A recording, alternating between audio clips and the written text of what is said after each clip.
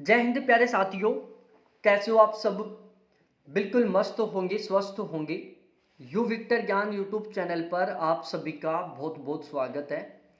आज के इस वीडियो में हम बहुत ही डिटेल से डिस्कस करने वाले हैं टेक्नीशियन ग्रेड थर्ड के बारे में कि यदि आप रेलवे में टेक्नीशियन ग्रेड थर्ड के पद पर सेलेक्ट हो जाते हो तो आपको कितनी सैलरी मिलेगी, आपकी सैलरी स्लिप किस तरीके से तैयार होगी, आपको कौन कौन से अलाउंसेज मिलेंगे, रिटायरमेंट के दौरान आपको कितनी सैलरी मिलेगी, रिटायरमेंट के दौरान आपको कितने रुपए मिलेंगे, आपकी सैलरी किस तरीके से बढ़ेगी। जो भी आपके इस तरीके के क्वेश्चन हैं, आपको हर एक क्वेश्चन का इस वीडियो में बिल्कुल ऑथेंटिक तरीके से जवाब मिलने वाला है। ये जो सैलरी स्लिप है एक ओरिजिनल सैलरी स्लिप के ऊपर आधारित है, इसलिए आप इस पर बिल्कुल 100% तरीके से विश्वास कर सकते हैं। तो अब हम अपने इस वीडियो की शुरुआत करते हैं और एक एक करके मैं आपको सारी चीज़ें समझाता हूँ। देखो, रेलवे में जो टेक्नीशियन ग्रेड थर्ड है, ये 1900 ग्रेड पे का पद होता है, मतलब इनका 1900 ग्रेड पे होता है। पे लेवल सेकंड रहता है। इनका जो पे स्केल है वो 5200 रुपये से लेकर 20,200 रुपये तक रहता है। और इनका जो बेसिक पे वो 19,900 रुपये से लेकर 63,200 रुपये तक रहता है। ये बिल्कुल बेसिक जानकारी है जिसके बारे में सभी के सभी कैंडिडेटों को पता होना चाहिए। अब इनको मिलती है जो ओरिजिनल सैलरी। अब इसमें कौन कौन से अलाउंस हैं, किस तरीके से सैलरी स्लिप बनती है, इसके बारे में चर्चा करते हैं। आपका यदि टेक्नीशियन ग्रेड थर्ड के पद पर सेलेक्ट हो जाते हो तो आपका पहले महीने का बेसिक पे रहेगा कितना? 19,900 रुपये। यहाँ से आपकी सैलरी की शुरुआत होगी, ठीक है। उसके बाद आपको मिलेगा डीए, जिसको हम डीएनएस अलाउंस बोलते हैं, महंगाई भत्ता बोलते हैं। फिलहाल में 53% है, थोड़े दिन पहले 50% था, थोड़े दिन बाद में फिर और बदल जाएगा, बढ़ जाएगा। ये 19,900 रुपये का यदि हम 53% निकालते हैं तो ये निकल कर आता है 10,547 रुपये। ये आपका डीए बन गया 53% के अकॉर्डिंग। उसके बाद हम एचआरए के बारे में डिस्कस करते हैं। देखो, एचआरए डिपेंड करता है सिचुएशन के ऊपर। यदि आपको रहने के लिए सरकारी घर मिल रहा है तो आपको एचआरए नहीं मिलेगा। यदि आपको रहने के लिए रेलवे के द्वारा कोई सरकारी घर नहीं दिया जा रहा है तो फिर आपको एचआरए दिया जाएगा। अब एचआरए कितना मिलेगा ये डिपेंड करता है सिचुएशन के ऊपर कि आप किस जोन में हो, आपकी पोस्टिंग किस जिले में है, कौन से जगह पर है। देखो, एचआरए के मामले में सेंट्रल गवर्नमेंट ने पूरे भारत को 3 कैटेगरी में डिवाइड किया है, एक्स, वाई और जेड। यदि आपकी पोस्टिंग भारत के जो सबसे बड़े शहर है उनमें रहती है तो आपको 30% एचआरए मिलेगा। आपकी यदि पोस्टिंग बिल्कुल गांव में है तो आपको 10% एचआरए मिलेगा। और यदि आपकी पोस्टिंग बीच के कैटेगरी के शहरों में तो आपको 20% एचआरए मिलेगा। यहाँ पर ये जो मेरा दोस्त है इसको फिलहाल में 30% एचआरए मिल रहा है, जिन्होंने मेरे साथ अपनी सैलरी के बारे में संपूर्ण जानकारी दी है, क्योंकि वो फिलहाल में टेक्नीशियन ग्रेड थर्ड के पद पर सेलेक्ट है। पिछली वाली भर्ती में उनका सिलेक्शन हुआ था तो उन्होंने अपनी सैलरी के बेस पर मेरे को सारी चीज़ें बताई हैं कि उनको कौन कौन से अलाउंस मिलते हैं, किस तरीके से क्या सीन है। तो 30% यदि हम एचआरए कैलकुलेट करते हैं 19,900 रुपये का तो ये बनता है 5,970 रुपये। उसके बाद इनको ट्रांसपोर्टेशन अलाउंस मिलेगा 1,350 रुपये का। इसके ऊपर इनको डीए मिलेगा। ये जो 1,350 रुपये ट्रांसपोर्टेशन अलाउंस का है इसके ऊपर इनको डीए मिलेगा, तो वो बन गया इनका 715 रुपये, ठीक है। इसके अलावा इनको नाइट ड्यूटी अलाउंस मिलेगा। अब देखो, नाइट ड्यूटी अलाउंस का एक अलग ही सिस्टम है। रेलवे ने उसको कैलकुलेट करने का अपना एक तरीका बना रखा है और उस तरीके को फिलहाल में जानने की हमें ज़्यादा ज़रूरत नहीं है, क्योंकि एक वो लंबा प्रोसीजर है, उसमें पर डे पर हावर काउंट होता है।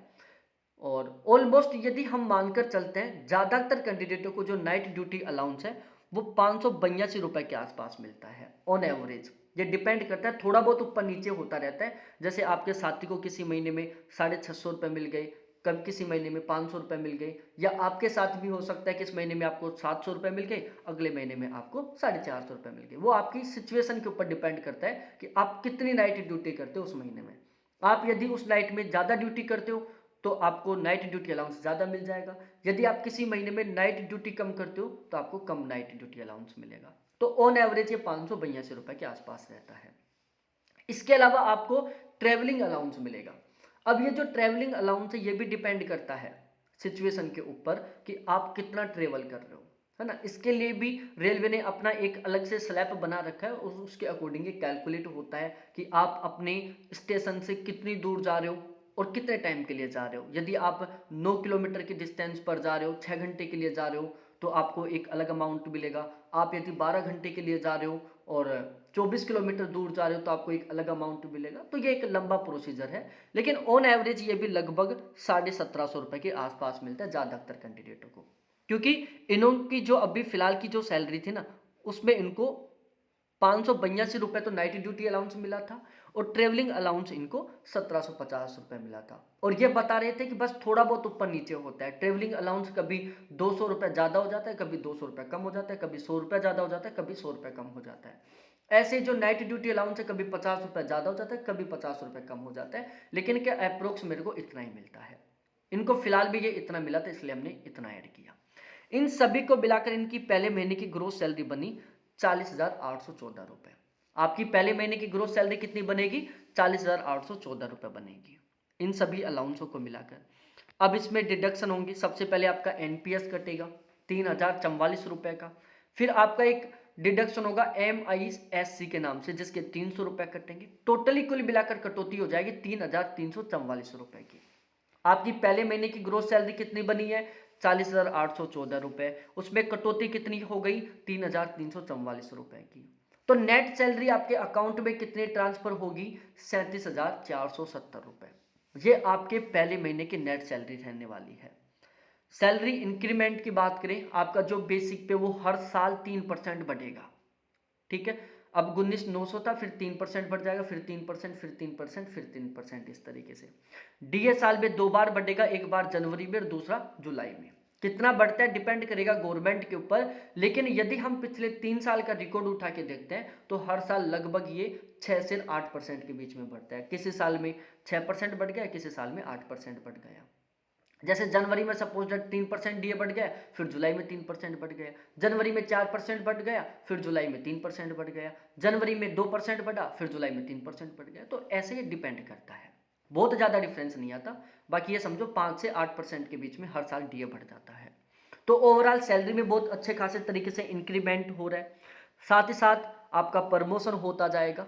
तो जब आप रिटायरमेंट लेकर आओगे ना, तब आपकी सैलरी रहने वाली लगभग 1.25 लाख रुपए के आसपास मंथली। 1.25 लाख की बात कर रहा हूं मैं। और रिटायरमेंट के दौरान आप लगभग 1 करोड़ रुपए लेकर आओगे। ये जो एनपीएस के अमाउंट है ना, ये जो आपका एनपीएस का कटा है 3,044 रुपए, ये इतना इकट्ठा हो जाएगा हर महीने कट कट के, और फिर इसके ऊपर आपको ब्याज मिलेगा। आप रिटायरमेंट लेकर आओगे ना, उस दौरान लगभग ये 1 करोड़ रुपए के आसपास जुड़ जाएगा। तो ओवरऑल बहुत अच्छा सीन है, बहुत अच्छी खासी सैलरी है, बहुत अच्छे खासे तरीके से सैलरी में ग्रोथ हो रही है। और वीडियो आपको बहुत अच्छा लगा हो तो प्लीज़ वीडियो को लाइक करो, दोस्तों के साथ शेयर करो, चैनल को जरूर सब्सक्राइब करो। बहुत बहुत धन्यवाद सभी साथियों को देखने के लिए। Thanks, bye.